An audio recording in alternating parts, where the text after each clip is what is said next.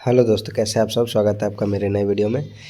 इस वीडियो में हम बात करने वाले हैं आज बिहार दरोगा का प्रीवियस ईयर क्वेश्चन, जो कि हमने 186 नंबर क्वेश्चन तक कर लिया था और आज 187 नंबर क्वेश्चन से हम करने वाले हैं। तो अगर आप लोगों ने पिछला वीडियो नहीं देखा है, जिसका लिंक मैंने अपने डिस्क्रिप्शन बॉक्स में दे दिया है, तो आप जो है सो पिछले वीडियो को जाकर ज़रूर देख लीजिए। और इस वीडियो में आगे बढ़ने से पहले वीडियो को लाइक कर दीजिए और चैनल को सब्सक्राइब कर लीजिए।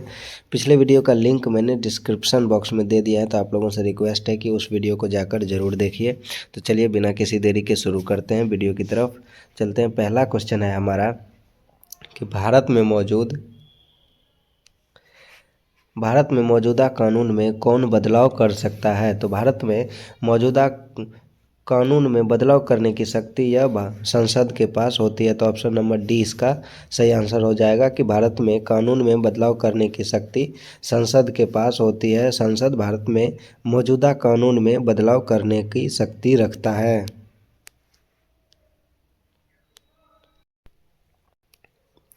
अगला क्वेश्चन है, वाइमर संविधान में जर्मन की संसद को क्या कहा जाता था।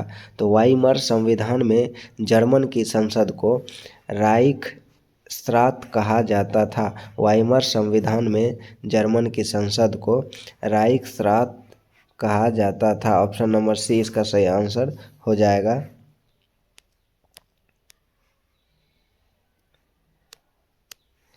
अगला क्वेश्चन है कि किसी भी देश में कानून बनाने का अंतिम अधिकार किसके पास होता है। तो किसी भी देश में कानून बनाने का अंतिम अधिकार वह संसद के पास होता है। ऑप्शन नंबर ए, किसी भी देश में कानून बनाने का अधिकार संसद के पास होता है। अगला क्वेश्चन है कि रूस में ड्यूमा क्या था। तो रूस में ड्यूमा एक संसद था। रूस के संसद को ड्यूमा कहा जाता है। ऑप्शन नंबर सी इसका सही आंसर हो जाएगा।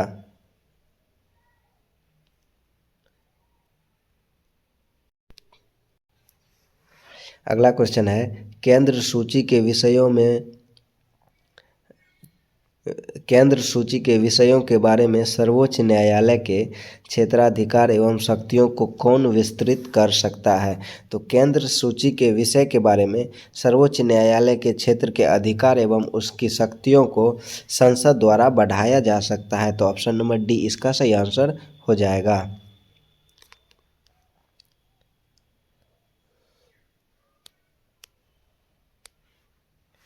हमारा अगला क्वेश्चन है कि भारत की पार्लियामेंट का उद्घाटन किस वर्ष में हुआ था।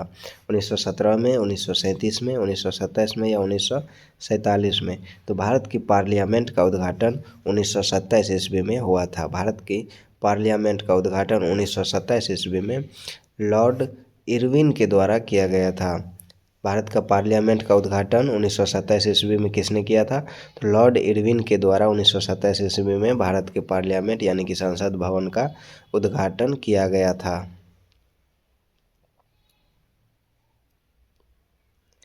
अगला क्वेश्चन है, फिनलैंड की संसद क्या कहलाती है। तो फिनलैंड के संसद को संसद ही कहा जाता है। ऑप्शन नंबर सी इसका सही आंसर हो जाएगा कि फिनलैंड के संसद को संसद कहा जाता है। यहाँ पर कुछ देश और उसके संसद के नाम दिए गए हैं, जो आप लोगों को ज़रूर याद कर लेना चाहिए कि अफ़गानिस्तान के संसद को शोरा कहा जाता है। अफ़गानिस्तान के संसद को शोरा कहा जाता है। फिनलैंड के संसद को संसद कहा जाता है। मालदीव में संसद को मजलिस कहा जाता है। जापान में संसद को डायट कहा जाता है। इजराइल में संसद को नेसेट कहा जाता है। क्रोएशिया में संसद को सबोर कहा जाता है और बांग्लादेश में संसद को जातीय संसद कहा जाता है।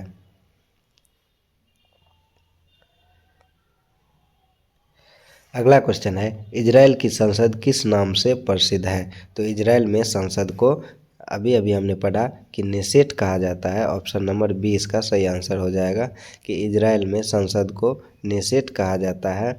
और डायट कहाँ कहा जाता है। तो डायट जापान के संसद को कहा जाता है और मजलिस मालदीव के संसद को कहा जाता है। और नेशनल पंचायत नेपाल के संसद को कहा जाता है।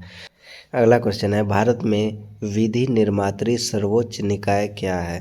तो भारत में विधि निर्माण करने के लिए जो सर्वोच्च निकाय है वह संसद है। उसका विधि निर्माण, कानून निर्माण का सर्वोच्च अधिकार वह संसद के पास है। तो ऑप्शन नंबर ए इसका सही आंसर हो जाएगा।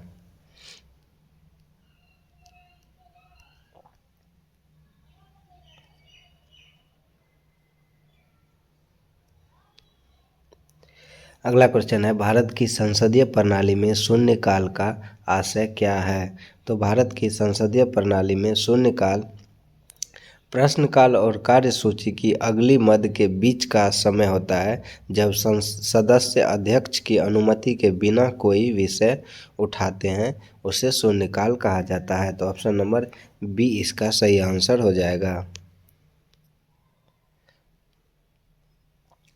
अगला क्वेश्चन है, संसद की गणपूर्ति निश्चित है। तो संसद की गणपूर्ति सदन के सदस्यता का 10वां भाग है। संसद की गणपूर्ति सदन के सदस्यता का 10वां भाग है। ऑप्शन नंबर बी ए इसका सही आंसर हो जाएगा।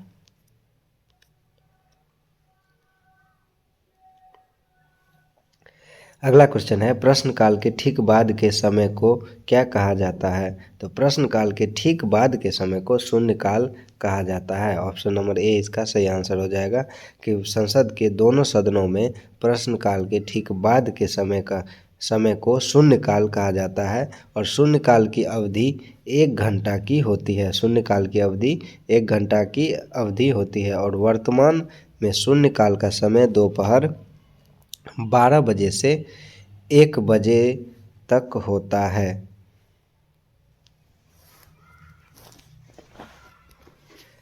अगला क्वेश्चन है कि भारत की संसद में निम्नलिखित शामिल है। तो भारत की संसद में कौन कौन शामिल है? तो लोकसभा, राज्यसभा और राष्ट्रपति। भारत की संसद में लोकसभा, राज्यसभा और राष्ट्रपति शामिल है। ऑप्शन नंबर ए इसका सही आंसर हो जाएगा।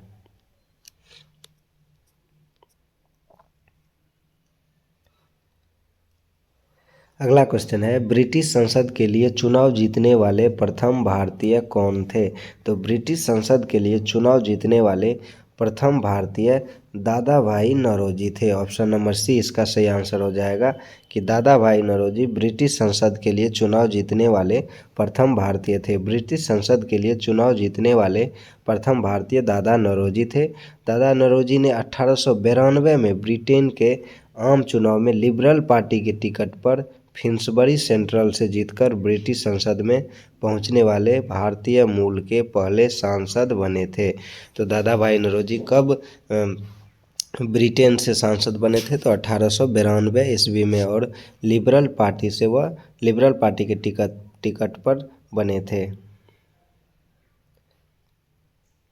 अगला क्वेश्चन है, राष्ट्रपति राज्यसभा में डैश सदस्य मनोनीत कर सकता है? तो राष्ट्रपति राज्यसभा में कितने सदस्य को मनोनीत कर सकता है? तो राष्ट्रपति राज्यसभा में 12 सदस्यों को मनोनीत कर सकता है। ऑप्शन नंबर डी इसका सही आंसर हो जाएगा कि संविधान के अनुच्छेद 80 के 3 के तहत राष्ट्रपति राज्यसभा में कला, साहित्य, सहकारिता, विज्ञान एवं समाज सेवा के क्षेत्र से 12 व्यक्तियों को मनोनीत कर सकता है। ऑप्शन नंबर डी इसका सही आंसर हो जाएगा।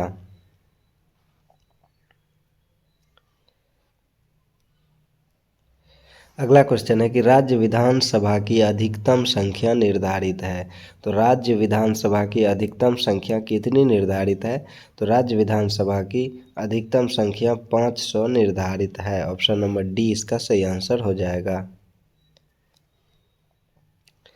अगला क्वेश्चन है कि राज्य से संबंधित विषय पर विधेयक पारित होने के लिए राज्यसभा के कितने सदस्यों का बहुमत होना चाहिए?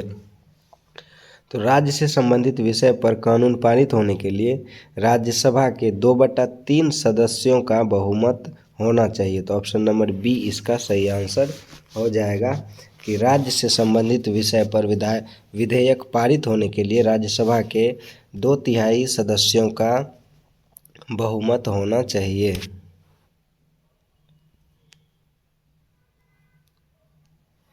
अगला क्वेश्चन है, राज्यसभा के कितने सदस्य मनोनीत किए जाते हैं?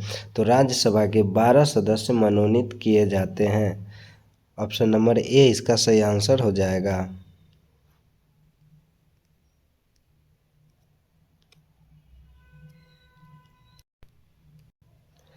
अगला क्वेश्चन है, राज्यसभा के 1/3 सदस्य अवकाश ग्रहण करते हैं प्रत्येक डैश वर्ष के पश्चात।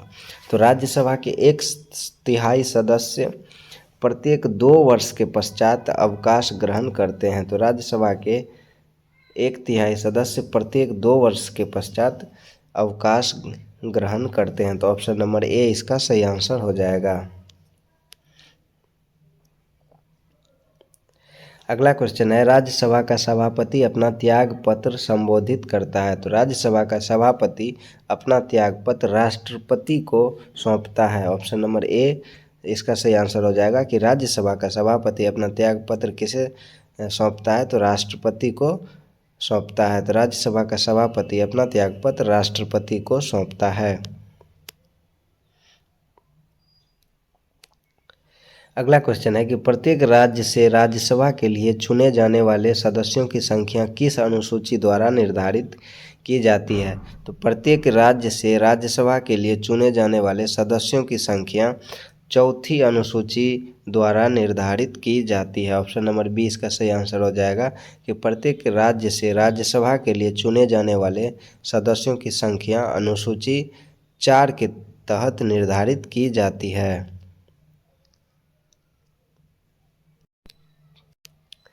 अगला क्वेश्चन है, अनुच्छेद 249 के अंतर्गत संकल्प पारित करने के लिए राज्यसभा के कितने सदस्यों का समर्थन आवश्यक है। तो अनुच्छेद 249 के अंतर्गत संकल्प पारित करने के लिए राज्यसभा के 2/3 सदस्यों का समर्थन आवश्यक है। तो ऑप्शन नंबर ए इसका सही आंसर हो जाएगा कि उपस्थित एवं मतदान करने वाले सदस्यों का 2/3 बहुमत।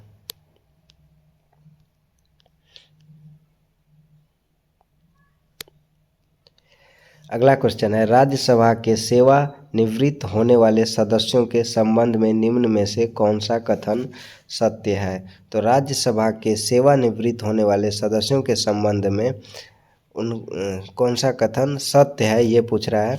तो उनका पुनः मनोनयन नहीं हो सकता, यह गलत है। वे मात्र 2 ही बार पुनः मनोनीत हो सकते हैं, ये भी गलत है। वे पुनर्निर्वाचित नहीं हो सकते, ये भी गलत है। उनका कितनी भी बार पुनः मनोनयन हो सकता है, यह सही हो जाएगा। ऑप्शन नंबर डी इसका सही आंसर हो जाएगा। अगला क्वेश्चन है, राज्यसभा के सभापति और उपसभापति की अनुपस्थिति में सदन की अध्यक्षता कौन करता है। तो राज्यसभा के सभापति और उपसभापति के अनुपस्थिति में सदन की अध्यक्षता उपसभाध्यक्षों के पैनल का कोई एक सदस्य करता है। जब राज्यसभा के सभापति और उपसभापति दोनों अनुपस्थित हो तो सदन की अध्यक्षता उपसभाध्यक्षों के पैनल का ही कोई एक सदस्य करता है। अगला क्वेश्चन है, सभापति तथा उपसभापति का पद रिक्त होने पर कौन राज्यसभा की अध्यक्षता करता है। तो जब सभापति और उपसभापति दोनों का पद रिक्त हो तो राज्यसभा की अध्यक्षता उपसभापतियों के पैनल के सदस्यों में से ही कोई एक करता है। इसका भी आंसर ऑप्शन नंबर बी हो जाएगा।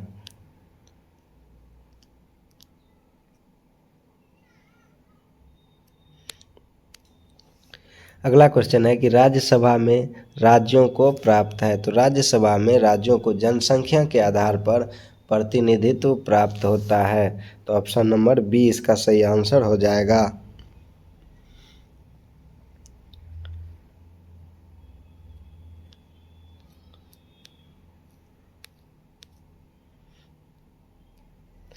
अगला क्वेश्चन है, राज्यसभा में कितने निर्वाचित सदस्य होते हैं। तो राज्यसभा में 238 निर्वाचित सदस्य होते हैं। ऑप्शन नंबर सी इसका सही आंसर हो जाएगा कि संविधान के अनुच्छेद 80 राज्यसभा के गठन के बारे में है तथा संविधान का अनुच्छेद 80 का 1 में यह उपबंधित किया गया है कि राज्यसभा में अधिक से अधिक 250 सदस्य हो सकते हैं।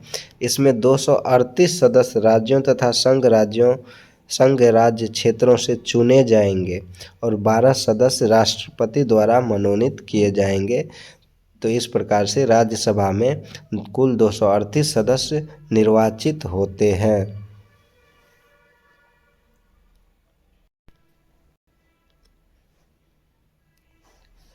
अगला क्वेश्चन है, धन विधेयक पारित करने के लिए राज्यसभा को कितना समय दिया जाता है? तो धन विधेयक पारित करने के लिए राज्यसभा को 14 दिन का समय दिया जाता है। धन विधेयक पारित करने के लिए राज्यसभा को 14 दिन का समय दिया जाता है। ऑप्शन नंबर ए इसका सही आंसर हो जाएगा। अगला क्वेश्चन है कि राज्यसभा में सदस्यों की अधिकतम संख्या होती है। तो राज्यसभा में सदस्यों की अधिकतम संख्या 250 होती है। ऑप्शन नंबर सी सही आंसर है कि राज्यसभा में सदस्यों की अधिकतम संख्या 250 होती है, जिसमें से 238 निर्वाचित होते हैं तथा 12 सदस्य राष्ट्रपति द्वारा मनोनीत किए जाते हैं।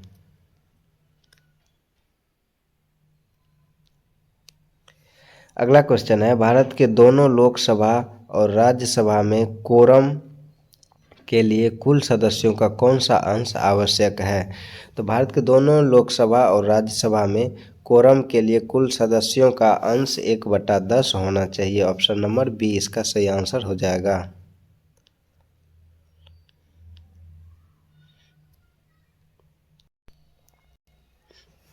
अगला क्वेश्चन है, राज्यसभा के संदर्भ में निम्नलिखित में से कौन सा कथन सही नहीं है? तो राज्यसभा के संदर्भ में इनमें से कौन सा कथन सही नहीं है वह पूछा जा रहा है। तो चलिए देखते हैं कि राज्यसभा एक अस्थायी संस्था है। तो क्या यह कथन सही है या गलत है? तो यह कथन बिल्कुल सही है। और इसके पास 1/3 सदस्य प्रत्येक 2 वर्ष पर रिटायर होते हैं, ये भी सही है। और राज्यसभा का गठन 1958 ईस्वी में हुआ था। ऑप्शन नंबर सी है। और ऑप्शन डी है कि राज्यसभा के 12 सदस्य राष्ट्रपति द्वारा मनोनीत होते हैं। तो ऑप्शन नंबर डी इस भी सही है, लेकिन ऑप्शन नंबर सी गलत है। तो इसका सही आंसर हो जाएगा ऑप्शन नंबर सी, क्योंकि राज्यसभा का गठन कब हुआ था पहली बार? तो राज्यसभा का पहली बार गठन 3 अप्रैल 1952 ईस्वी को हुआ था। राज्यसभा का गठन पहली बार कब हुआ था? तो 3 अप्रैल 1952 ईस्वी को हुआ था। अगला क्वेश्चन है, राज्यसभा में गण पूर्ति हेतु कितने सदस्यों की आवश्यकता होती है? तो राज्यसभा में गण पूर्ति हेतु 25 सदस्यों की आवश्यकता होती है। ऑप्शन नंबर ए इसका सही आंसर हो जाएगा कि राज्यसभा में गण पूर्ति हेतु 1/10 सदस्यों की आवश्यकता होती है। तो 250 सदस्य कुल 250 सदस्य हो सकते हैं, तो उनमें से 1/10 अगर निकालेंगे तो 25 सदस्य की आवश्यकता होती है।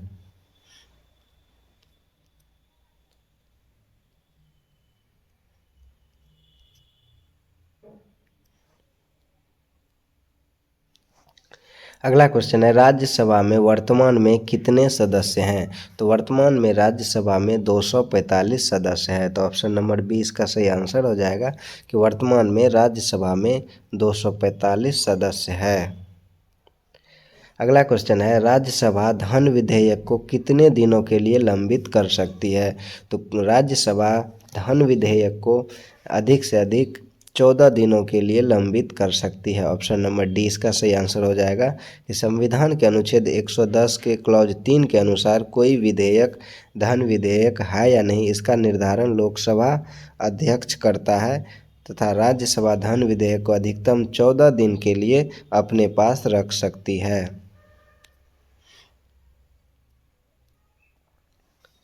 अगला क्वेश्चन है, राज्यसभा के सदस्यों के चुनाव की प्रक्रिया ग्रहण की गई है।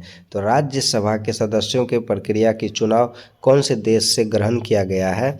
तो यह दक्षिण अफ्रीका के संविधान से ग्रहण किया गया है। ऑप्शन नंबर बी इसका सही आंसर हो जाएगा कि राज्यसभा के सदस्यों के चुनाव की प्रक्रिया दक्षिण अफ्रीका के संविधान से ग्रहण किया गया है।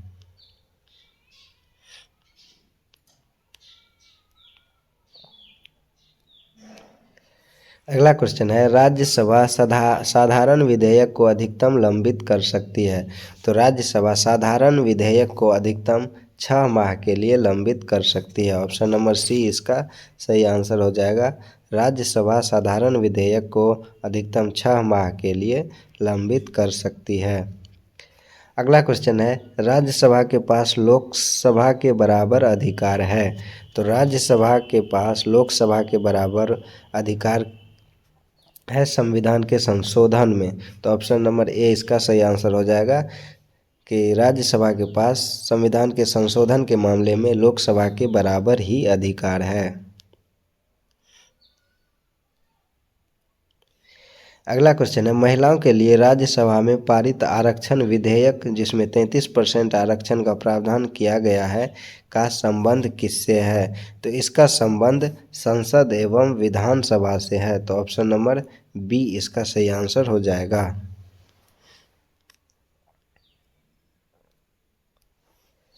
अगला क्वेश्चन है, राष्ट्रपति द्वारा राज्यसभा में मनोनीत सदस्यों की संख्या है। तो राष्ट्रपति द्वारा राज्यसभा में मनोनीत सदस्यों की संख्या 12 होती है। तो ऑप्शन नंबर सी इसका सही आंसर हो जाएगा।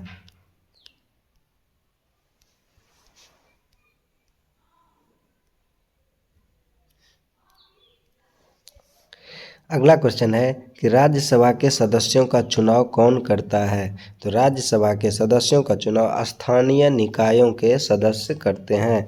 ऑप्शन बी इसका सही आंसर है कि राज्यसभा के सदस्यों का चुनाव स्थानीय निकायों के सदस्य करते हैं।